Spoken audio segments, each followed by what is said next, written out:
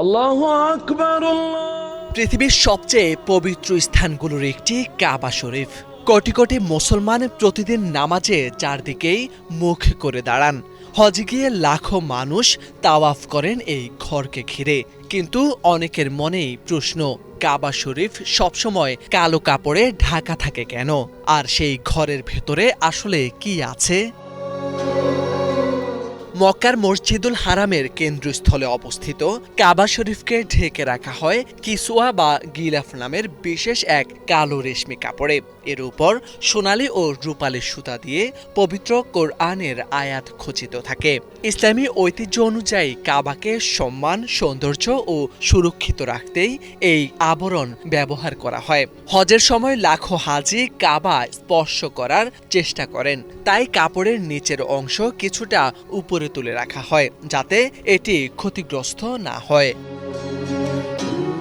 বর্তমানে একটি গিলাফ তৈরিতে প্রায় ৬৭০ কেজির রেশম, ১২০ কেজির সোনার সুতা ও বিপুল পরিমাণ রূপার সুতা ব্যবহার করা হয়। সৌদি আরবের বিশেষ কারখানায় শতাধিক কারুশিল্পী এটি তৈরি করেন। বছরে একবার পুরনো গিলাফ পরিবর্তন করে নতুনটি পরানো হয়।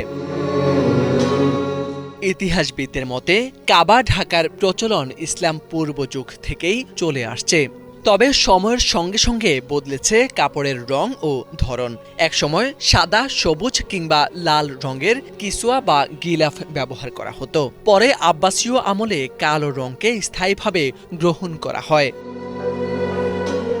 কাবার ভেতরে সোনাদানা বা রহস্যময় কিছু নেই। ভেতরে রয়েছে মার্বেল পাথরে মোড়ানো দেয়াল ও মেঝে, ছাদ ধরে রাখার জন্য ৩টি কাঠের স্তম্ভ, একটি সিঁড়ি এবং ঝুলন্ত কিছু লণ্ঠন। কাবার দরজাটি তৈরি করা হয়েছে প্রায় ২৮০ কেজি খাঁটি সোনা দিয়ে।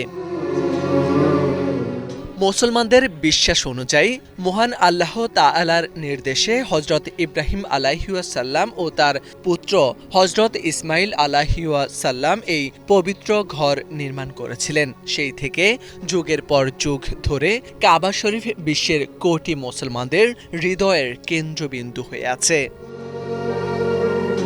মোরশেদ আলম, বাংলা ভিশন।